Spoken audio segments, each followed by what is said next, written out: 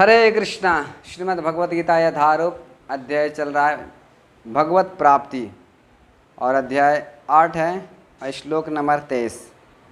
तो इस श्लोक में काल के बारे में भगवान बता रहे हैं कि किस काल में योगी जो है भगवान के धाम जाता है और वापस आता है, उसके बारे में बता रहे हैं कि काल कितना इम्पोर्टेंट है। समय के साथ काल के साथ लोगों का परिवर्तन हो जाता है। इस श्लोक में बारे में हम पढ़ेंगे अभी। यत्र काले त्वानावृत्तम आवृत्तम चैव योगिनः प्रार्थयान्ति तं कालं वक्ष्यामि भरतर्षभा। अनुवाद शिल प्रभुपाद जी के द्वारा। हे भरत श्रेष्ठ, अब मैं तुम्हें उन विभिन्न कालों को बताऊंगा जिनमें इस संसार से प्रयाण करने के बाद योगी पुनः आता है अथवा नहीं आता है। तो श्रील प्रभुपाद जी इसमें तात्पर्य बताते हैं कि जो भगवान के शुद्ध भक्त होते हैं, अनन्य भक्त होते हैं, उनको चिंता नहीं होती है कि कब उनका शरीर त्यागना पड़े और कब इस संसार से जाना पड़े। क्योंकि जो शुद्ध भक्त होते हैं उनको भगवान अपने अंडर में ले लेते हैं, अपने संरक्षण में ले लेते हैं। तो कहाँ पे उनका शरीर छूटेगा और कहाँ पे नहीं छूटेगा वो भगवान के संरक्षण में रहता है। तो ऐसे शास्त्र में बहुत से एग्जाम्पल दिया गया है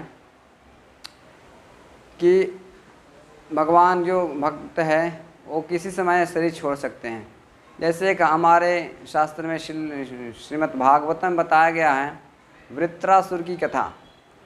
वृत्रासुर जो है असुर मतलब योनि में जन्म लिए थे।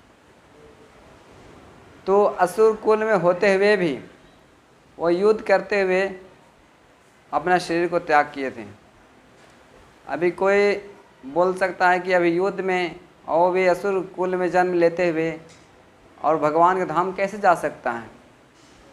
लेकिन जा सकते हैं, क्योंकि उनका भाव था भगवान का अनन्य सेवा करने का, उनकी भक्तों की सेवा करने का। तो चेतना जो है हमको बनाए रखना। श्रीमद् भगवद गीता में भी और बहुत जगह बताए हैं कि माँ में स्मरण युद्ध चा, मुझे स्मरण करते हुए युद्ध करो।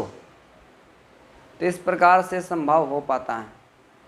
कहीं भी रहिए, अगर हम भगवान की सेवा में स्मरण करते हुए हम सेवा कर रहे हैं तो हमको ये नहीं इम्पोर्टेंट लगता है कि काल का कितना कौन सा डेट चल रहा है, कौन सा नहीं चल रहा है। तो काल का प्रभाव नहीं पड़ता है। अभी दूसरा साइड में देखें, जो लोग कर्मी है, हठ योगी है और अनेक प्रकार के जो है वो अपने विधियों पर निर्भर रहते हैं, वो अपने आप पर निर्भर रहते हैं, वो उसको काल के ग्रसित होना पड़ता है, काल के वशीभूत होना पड़ता है और उनको एक काल नियत में शरीर त्यागना पड़ता है। जो सिद्धि होते हैं, जो योगी जो सिद्ध हो जाते हैं, वो काल के एक नियत जैसे होता है उसमें हमको शरीर त्यागना पड़ता है। तो उस समय भगवान के धाम जाते हैं तो वापस नहीं आते हैं। अगले श्लोक में इसको बताएंगे भगवान, लेकिन यहाँ सिर्फ बता रहे हैं कि मैं बता रहा हूँ कि कौन योगी भगवान के धाम जाता है वापस नहीं आता है और कौन इधर आ जाता है वापस। तो काल के प्रभाव से ऐसा प्रक्रिया होता है। तो दोनों चीज़ इसमें बताया जा रहा है कि एक भक्त है वो काल के प्रभाव में नहीं पड़ता है, क्योंकि वो भगवान के संरक्षण में होते हैं।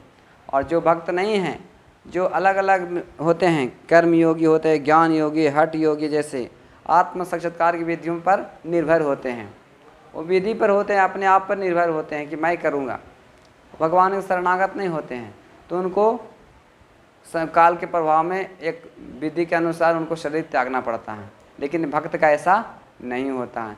इसीलिए भगवान श्री कृष्ण बोलते हैं कि मेरे संरक्षण में आ जाओ, मेरे शरण में आ जाओ, मैं आपको रक्षा करूंगा। सर्वधर्मान प्रत्यज्य मामेकं शरणं व्रज अहम तम सर्व पापेभ्यो मोक्षामि मा शुचा। तो इस भगवद गीता के यही सार है कि भगवान श्री कृष्ण का हम शरण स्वीकार करें, इसी में हमारा जीवन का सफलता है। हरे कृष्णा।